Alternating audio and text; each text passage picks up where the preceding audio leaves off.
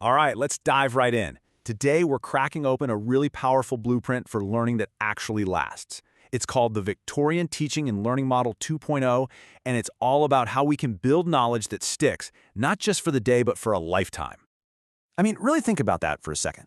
We've all been there, right? You sit through a class, and it makes sense in the moment, but by the next morning, poof, it's gone. So what is it? What's the secret sauce that separates that temporary understanding from real, deep knowledge? Well, it turns out the difference isn't just magic or luck. It's actually a system. It's a structured, evidence-based approach that perfectly connects what a teacher does in the classroom with how a student's brain is actually wired to learn. And that blueprint, you guessed it, is the Victorian Teaching and Learning Model 2.0.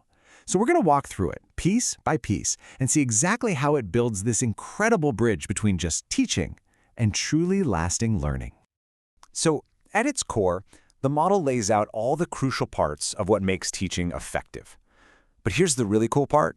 Its real power is how it connects those teaching practices to the science of how our brains work. It's about creating the perfect conditions for knowledge to get absorbed, stored, and actually used. Let's start on the teacher side of the equation. Because great learning doesn't just happen when the bell rings. Nope, it starts way before that, with a really solid foundation. And the key word here is collaborative. This isn't about one teacher working alone in their classroom. This is about whole schools planning together. It's about making sure what a student learns in history in September actually connects to what they're learning in English in November. You can think of it like the architectural work that makes sure the whole building is strong and sound. Okay, so with that architectural plan in place, now we head into the classroom. How does a teacher take that structure and, turn it into a living, breathing learning experience? Well, it all starts by creating what the model calls an enabling learning environment. And this is so important because it shows it's about so much more than just sticking rules up on the wall. It's about building positive relationships, being culturally responsive, and maybe most importantly, giving students the tools to manage their own learning. It's like preparing rich, fertile soil so the seeds of knowledge can actually grow. Now we get to the heart of the teaching practice itself, supported application. This is a huge concept. It's basically a toolkit of techniques that teachers use to manage something called the cognitive load of their students. In other words, it's about making new, complicated information digestible so the brain doesn't just get overwhelmed. And what's so cool about this is how these steps directly tackle that cognitive load problem. When you activate prior knowledge, you're giving new information a hook to hang on. When you state clear objectives, you're focusing attention like a laser beam. Scaffolding, that's providing temporary support, prevents a student from drowning in new information. And then formative assessment gives that immediate feedback to see if everyone's on the right track. See, these aren't just nice ideas, they're precision tools for building knowledge. And that brings us to what I think is the most fascinating part of all this. We've seen what the teacher does to get information into a student's head. Now let's look at why those actions work by taking a peek inside the learner's brain. This quote really just hits the nail on the head. Learning is not a passive activity. You can't just download knowledge into a student's brain. It demands their focused attention and their active participation.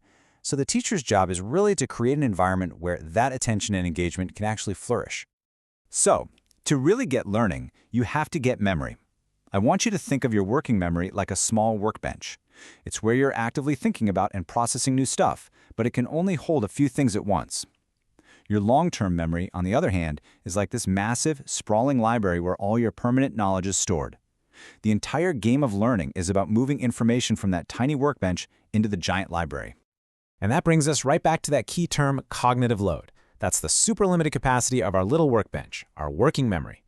If a teacher just throws too much new information at a student all at once, that workbench gets completely overloaded. Stuff falls off, nothing gets properly processed, and it definitely doesn't get stored in the library.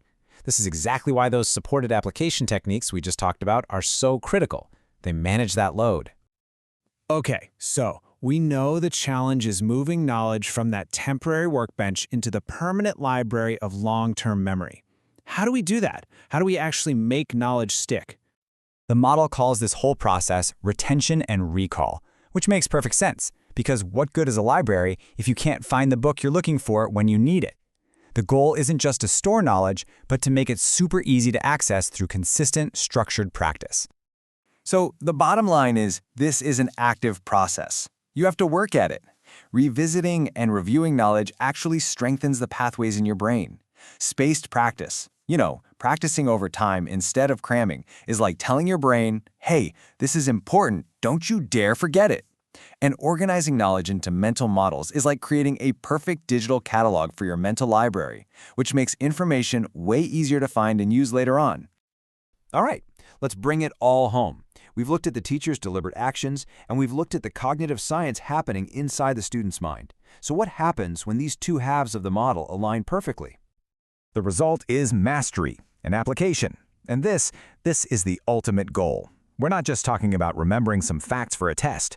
We're talking about the ability to hold on to knowledge for the long haul and, even more importantly, to know how and when to apply it in brand new situations. That's real learning.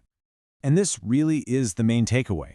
The Victorian teaching and learning model shows us that when you line up your teaching methods with the fundamental science of how our brains actually learn by managing cognitive load and deliberately building long-term memory, deep, lasting understanding isn't some happy accident. It's the expected, natural result.